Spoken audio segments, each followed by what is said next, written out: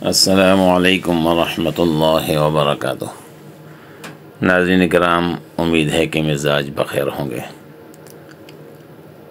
ابھی میں نے صبح کی نماز پڑھی ہے، یعنی سحری کے بعد گھر پر ہی نماز پڑھی ہے اور واک کے لیے نیچے اترا ہوں، تو سوچا کہ ایک دو ساتھیوں کا مطالبہ بھی تھا کہ میں ہانگ کانگ کے حوالے سے مختصر سی ویڈیو اپلوڈ کروں، تو سوچا کہ اپنے ناظرین کو یہاں کے حال احوال بتاؤں۔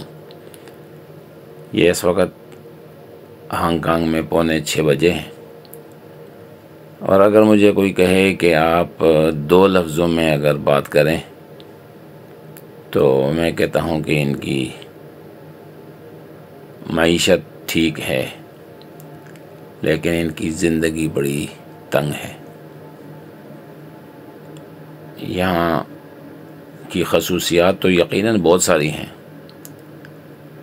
اس وقت جس کو میں زیادہ محسوس کیا ہے، جس کو میں نے، وہ یہ ہے کہ یہاں ٹریولنگ بہت آسان ہے۔ آپ جہاں بھی جانا چاہیں، جس کونے میں بھی جانا چاہیں، آپ کو MTR جیسے ہم ریل گاڑی کہتے ہیں، یہ بھی دستیاب ہے، اور بسز بھی روڈ پر اچھی بہترین بسز موجود ہیں۔ تو ان کی آمد و رفت بہت اچھی ہے اور بڑی آسان ہے۔ یہاں ہانگ کانگ کے اکثر باسی جو ہے 1 گھنٹے اور 1.5 گھنٹے کی مسافت پر ملازمتیں، نوکریاں کرتے ہیں، لیکن وہ اپنے وقت پر گھر سے نکلتے ہیں اور وقت پر پہنچ جاتے ہیں۔ ایسا نہیں ہوتا کہ آپ ریلوے اسٹیشن پر کھڑے ہوں، MTR کے اسٹیشن پر کھڑے ہوں اور MTR 1 منٹ لیٹ ہو جائے۔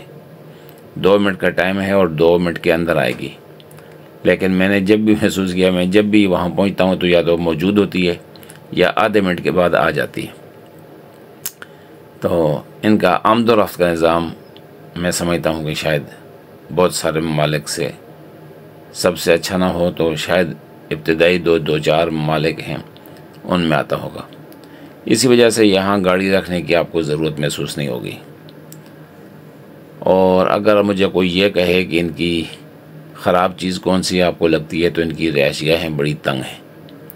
3-4 افراد کے لیے 2 چھوٹے چھوٹے کمرے، 1 واش روم اور 1 کچن پر مشتمل کمرہ ہوگا۔ میں نے جن ممالک کو دیکھا ہے، ان ممالک میں سب سے کمزور بےایمانہ کے سب سے تنگ جو رہائش گاہیں ہیں وہ شاید ہانگ کانگ میں۔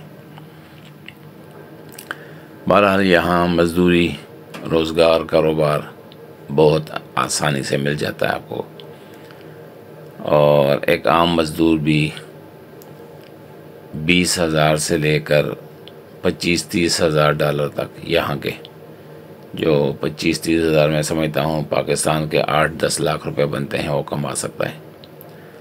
لیکن جو میں نے دیکھا ہے، محسوس کیا ہے، وہ یہ ہے کہ یہاں کی زندگی مشین کی طرح، ہر آدمی ایک پرزہ ہے اور وہ پرزہ اپنی جگہ پر مسلسل حرکت کر رہا ہے۔ صبح 10 بجے آپ کی نوکری ہے تو آپ 10 بجے نوکری پر جائیں گے، شام 7 بجے آپ کی چھٹی ہوگی، وہاں سے پھر آپ گھر کے لیے اشیاء وغیرہ خرید کر گھر آئیں گے، تو رات کو آرام کریں گے، اپنے عزیز و اقارب سے ٹیلی فون پر بات کریں گے، پھر آرام کریں گے، گھر میں ہی نماز پڑھیں گے، اور پھر صبح 10 بجے آپ نے ڈیوٹی پر جانا ہے۔ اچھا، کچھ لوگ تو ایسے بھی ہیں جو 2 ڈیوٹیاں کرتے ہیں، دن کو بھی کام کرتے ہیں، گھر میں جاتے ہیں 1 گھنٹے کے لیے، 2 گھنٹے کے لیے کھانا پینا کیا، گھر والوں سے، بچوں سے بات چیت کی تھوڑی سی، اور پھر ڈیوٹی پر چلے گئے، رات کی واچ مینی وغیرہ۔ تو کچھ لوگ ایسے بھی ہیں جو 2 نوکریاں کرتے ہیں، بلکہ میں یہ سمجھتا ہوں کہ پاکستان وغیرہ کے ہمارے ساتھی اکثریت ایسی ہے جو 2 نوکریاں کرتی ہے، جن کا اپنا روزگار نہیں ہے یا جس کی نوکری اچھی نہیں ہے، تو پھر 2 نوکریاں بھی لوگ کرتے ہیں۔ تو اس طرح ایک مشین ہے جو چل رہی ہے صبح سے لے کر شام تک اور شام سے لے کر صبح تک۔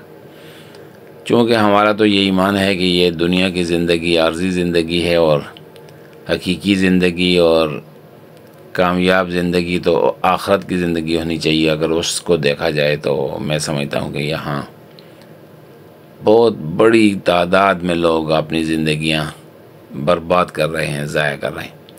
البتہ خوشی اس بات پر ہے کہ یہاں کے رہنے والے مسلمان جو ہیں کافی حد تک، 100% تو آپ نہیں کہہ سکتے، لیکن کافی حد تک ان کو اپنے ایمان کی بھی فکر ہے اور اپنے بچوں کی بھی، خاص کر چونکہ یہاں جو فیملیاں رہتی ہیں ان کو اس چیز کی بڑی فکر ہوتی ہے کہ ہمارے بچے جو ہے دین کے ساتھ منسلک ہو جائیں. اور یہی وجہ ہے کہ یہاں ہانگ کانگ میں مدارس میں اضافہ ہو رہا ہے. اور خوشی کی بات یہ ہے کہ یہاں بڑے مطلب معیاری مدارس بھی میں نے دیکھے ہیں، اس قدر معیاری کہ جنہوں نے مجھے خوشگوار حیرت میں ڈالا ہے. شاید میرے تصور میں بھی نہیں تھا کہ ہانگ کانگ میں کوئی اتنے اچھے ادارے ہوں گے اور اتنا اچھا قرآن پڑھنے والے طلباء موجود ہوں گے. لیکن اس دفعہ میں نے تراویح سنی ہر مسجد میں، جہاں بھی ماشاءاللہ مسجد میں کوئی قاری قرآن سنا رہا ہے تو وہ پورے اہتمام کے ساتھ، بڑے آرام اور سکون کے ساتھ. پاکستان میں تو ہمارے پاس ایک وبا ہے کہ بس جو جلدی پڑھتا ہے، چاہے ٹھیک پڑھتا ہے غلط پڑھتا ہے، تلفظ کا خیال کرتا ہے نہیں کرتا، ہمیں ثواب ملتا ہے یا نہیں ملتا، ہم اس کی فکر نہیں ہوتی. ہم تو بس اس پر خوش ہو جاتے ہیں کہ ہمیں جلدی کس نے آزاد کیا ہے. تو مسلمانوں کی حد تک اگرچہ چونکہ آزاد معاشرہ ہے، وہ لوگ جن پر کوئی سرپرستی نہیں ہوتی، جن پر کوئی نگرانی نہیں ہوتی، تو ان کے لیے اپنی جان کی بھی، اپنے مال کی بھی اور اپنی ایمان کی حفاظت بھی ذرا مشکل ہو جاتی ہے. تو یہ صورتحال ہے ہانگ کانگ کی. میں نے کہا چلو واک بھی کر لیں اور آپ سے بات بھی کر لیں. بہت سارے دوستوں نے کہا تھا کہ ہانگ کانگ کے حوالے سے کچھ باتیں کریں، تو ممکن ہے بہت ساری چیزیں میں نے چھوڑ دی ہوں، مجھ سے رہ گئی ہوں. بہرحال جو باتیں میرے ذہن میں آ رہی تھیں وہ میں نے عرض کر دی ہیں. اگر مزید کسی چیز کی آپ نشاندہی کریں گے تو اس پر بھی مزید بات کر لیں گے. السلام علیکم ورحمۃ اللہ وبرکاتہ.